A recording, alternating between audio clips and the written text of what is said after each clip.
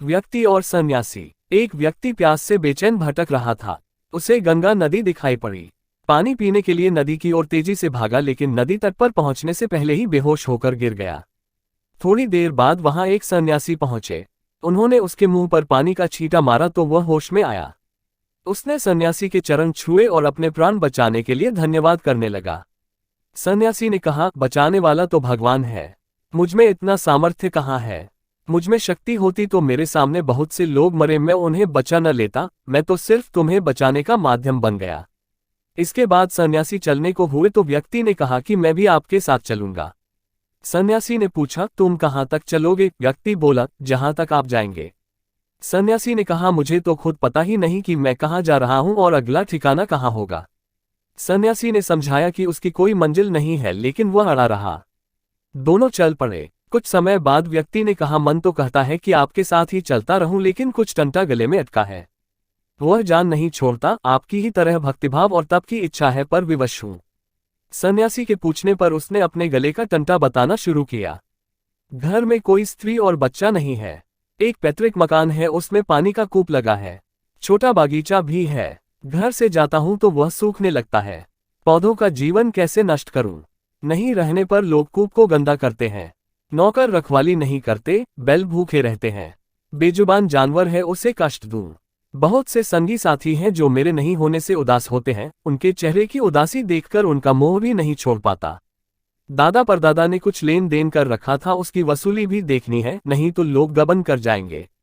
अपने नगर से भी प्रेम है। बाहर जाता हूं तो मन उधर खिंचा रहता है।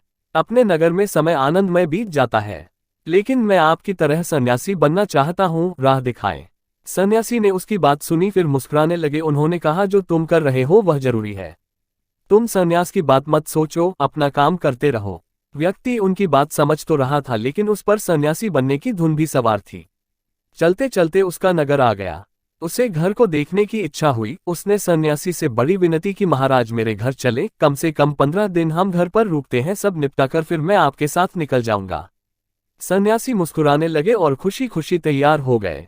उसकी जिद पर सन्यासी रुक गए और उसे बारीकी से देखने लगे। 16वें दिन अपना सामान समेटा और निकलने के लिए तैयार हो गए। व्यक्ति ने कहा, महाराज अभी थोड़ा काम रहता है, पेड़ पौधों का इंतजाम कर दूं, बस कुछ दिन और रुक जाए, निपटाकर चलता हूं। सन्यासी ने कहा, तुम हृदय से अच्छे हो, लेकिन किसी भी वस्तु से मोह त्यागने को तैयार ही नहीं हो। मेरे साथ चलने से तुम्हारा कल्याण नहीं हो सकता, किसी भी सन्यासी के साथ तुम्हारा भला नहीं हो सकता। उसने कहा, कोई है ही नहीं तो फिर किसके लिए लोभ मोह करूं? सन्यासी बोले, यही तो और चिंता की बात है। समाज को परिवार समझ लो, उसकी सेवा को भक्ति, ईश्वर को प्रतिदिन सब कुछ अर्पित कर देना। तुम्हारा कल्याण तो इसी में हो जाएगा, कुछ और करने की जरूरत नहीं। वह व्यक्ति उनको कुछ दूर तक छोड़ने आया। विदा होते होते उसने कहा कि कोई एक उपदेश तो दे दीजिए जो मेरा जीवन बदल दे। सन्यासी हंसे और बोले, सत्य का साथ देना, धन का मोह न करना। उन्होंने विदा ली। कुछ साल बाद वह सन्यासी फिर वहां आए। उस व्यक्ति की काफी प्रसिद्धि हो चुकी थी, सभी उसे पक्का और सच्चा मानते थे। लोग उससे परामर्श लेते। छोटे मोटे विवाद में वह फैसला देता तो सब मानते। उसका चेहरा बताता था कि वह संतुष्ट और प्रसन्न है। सन्यासी कई दिन तक वहां ठहरे, फिर एक दिन अचानक तैयार हो गए चलने को। उस व्यक्ति ने कहा, आप इतनी जल्दी क्यों जाने लगे? आपने तो पूछा भी नहीं कि मैं आपके उपदेश के अनुसार आचरण कर रहा हूं कि नहीं। सन्यासी ने कहा, मैंने तुम्हें कोई उपदेश दिया ही कहा था। पिछली बार मैंने देखा कि तुम्हारे अंदर निर्जीवों तक के लिए दया है, लेकिन धन का मोह बाधा कर रहा था। वह मोह तुम्हें असत्य की ओर ले जाता था, हालांकि तुम्हें ग्लानि भी होती थी। तुम्हारा हृदय तो संन्यास के लिए उर्वर था। बीज पहले से ही पड़े थे, मैंने तो बस बीजों में लग रही घुन के बारे में बता दिया। तुमने घुन हटा दी और फिर चमत्कार हो गया। संन्यास संसार को छोड़कर ही नहीं प्राप्त होता। अब गुणों का त्याग भी संन्यास है।